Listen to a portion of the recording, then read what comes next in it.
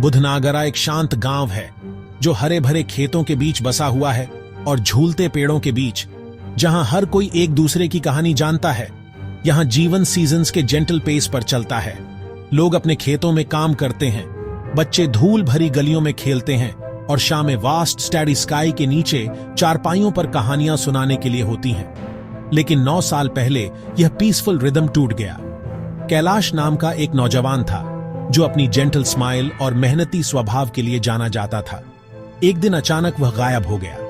वह पास के बाजार गया था, एक जर्नी जो उसने 100 बार पहले भी की थी, लेकिन इस बार वह वापस नहीं लौटा। ग्रामीणों ने हफ्तों तक खोज की। उसकी मां की आंखें हमेशा नम रहती थीं। उसके पिता, एक मजबूत किसान, रातों रात बूढ़े हो गए। जैसे जैसे महीने सालों में बदलते गए, उम्मीद फेडिंग होने लगी। उसका छोटा कमरा वैसे ही रखा गया था जैसे उसने छोड़ा था। 9 लंबे सालों तक कैलाश को क्या हुआ, यह सवाल हवा में लटका रहा। घने बेकाबू जंगल के भीतर, बुधनागरा के फेमिलियर साइट्स और साउंड से दूर, कैलाश की कहानी ने एक अनएक्सपेक्टेड टर्न ले लिया था। भटकता हुआ, डिसोरिएंटेड, अपना नाम याद रखने में असमर्थ, उसे एक छोटे नोमैडिक ट्राइबल कम्युनिटी ने खोजा था। ये लोग जंगल के साथ हार्मनी में रहते थे। उन्हें एक इंसान लगा जिसे मदद चाहिए। उन्होंने बिना सोचे समझे उसे अपना लिया। 9 सालों तक जंगल उसका घर बन गया। आदिवासी लोग उसका परिवार बन गए। उन्होंने उसे एक नया नाम दिया, वन राजा, जिसका अर्थ है जंगल का राजा। उन्होंने उसे अपने तरीके सिखाए। एडिबल रूट्स, फ्रूट्स, जानवरों को ट्रैक करना, पक्षियों की भाषा समझना। उसने एक सिंपल लाइफ जी, नेचुरल फाइबर्स से बने कपड़े पहने, पत्तियों और बांस से बनी झोपड़ी में सोया और रात में आग के पास बैठकर उनके गीत और कहानियां सुनने में बीतते थे। एक बूढ़ी औरत, जिसे वह मां कहने लगा था, जब भी वह बीमार होता तो उसके लिए हर्बल रेमेडीज बनाती थी। बच्चे, शुरुआत में शर्मीले, जल्द ही उसे प्यार करने लगे, लेकिन उसका दिल ग्रैटिट्यूड और एक शांत कंटेंटमेंट से भरा था। उसकी दुनिया जंगल थी, उसका परिवार जनजाति था और उसका जीवन वर्तमान क्षण था। बुधनागरा वापस जाने की यात्रा संयोग से शुरू हुई। फॉरेस्ट ऑफिशियल्स का एक ग्रुप एक रूटीन सर्वे पर जंगल में सामान्य से ज्यादा अंदर चला गया और ट्राइबल सेटलमेंट पर पहुंच गया। अनफेमिलियर चेहरों के बीच उन्होंने एक ऐसे आदमी को देखा जो अलग दिख रहा था। उसके फीचर्स ट्राइब के नहीं थे और उसकी आंखों में एक दूर खोया हुआ लुक था। क्यूरियोसिटी बढ़ी। उन्होंने सवाल पूछने शुरू कर दिए। ट्राइबल एल्डर्स ने उस नौजवान की कहानी बताई जिसे उन्होंने 9 साल पहले पाया था, एक आदमी जिसका कोई अतीत नहीं था। जैसे ही ऑफिशियल्स ने सुना, पहचान की एक हल्की घंटी बजी। उन्हें पास के गांव से एक लापता व्यक्ति का पुराना अनसुलझा मामला याद आया। ऑफिशियल्स ने उस आदमी को अलग अलग गांवों और लोगों की तस्वीरें दिखाईं। जब उन्होंने उसे बुधनागरा के मंदिर की एक तस्वीर दिखाई तो कुछ एक याद की परछाई उसके चेहरे पर एक झलक दिखाई दी। यह हल्की थी, लगभग इम्परसेप्टिबल, लेकिन वह वहीं थी। ऑफिशियल्स के जेंटल परसुएजन और उसके ट्राइबल फैमिली के आशीर्वाद से एक फैसला लिया गया, वे उसे बुधनागरा ले जाएंगे। उसकी ट्राइबल मदर ने उसकी यात्रा के लिए कुछ भुने हुए अनाज पैक किए। उसकी आंखें आंसुओं से भरी थीं। वह दूसरी बार एक बेटा खो रही थी, लेकिन वह जानती थी कि यह एक यात्रा थी जो उसे करनी थी।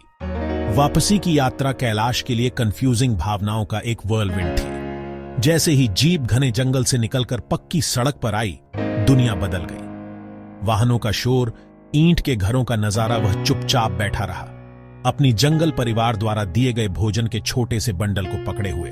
जैसे ही वे बुधनागरा के करीब पहुंचे, उसके दिमाग में इमेजेस के टुकड़े उभरने लगे। जब जीप आखिरकार गांव के एंट्रेंस पर रुकी तो वह फेमिलियर धूल पर उतरा।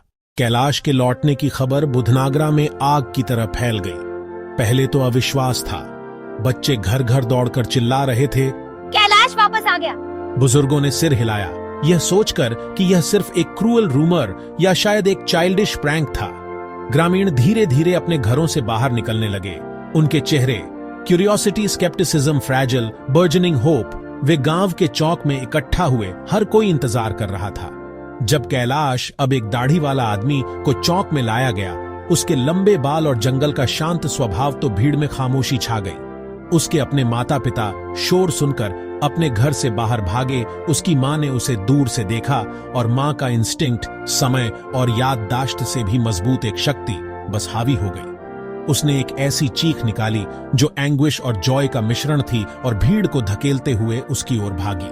मेरा बेटा, मेरा कैलाश। यह रियूनियन एक पावरफुल इमोशनल स्टॉर्म था।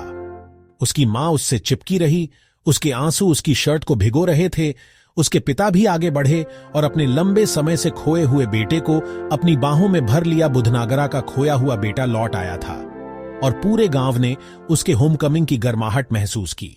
अगले कुछ दिन अतीत और वर्तमान के बीच एक डेलिकेट डांस थे। कैलाश का परिवार एंडलेसली पेशेंट था। उसकी मां बचपन की उसकी फेवरेट डिशेस बनाती। उसके पिता उसे खेतों में टहलने ले जाते, उस पेड़ की ओर इशारा करते जिसे उन्होंने साथ में लगाया था। उसके पुराने दोस्त मिलने आते, अपने साझा बचपन की कहानियां सुनाते। कैलाश को संघर्ष करना पड़ा। उसे ऐसा लगा जैसे वह एक ऐसी कहानी में किरदार निभा रहा है जिसे उसने कभी पढ़ा ही नहीं था। उसने अपने अतीत की कहानियां सुनी, लेकिन वे किसी और के बारे में कहानियां लगती थीं। रात में वह अपनी पुरानी कमरे की छत को घूरते हुए जागे रहता। धीरे धीरे चीजें बदलने लगी।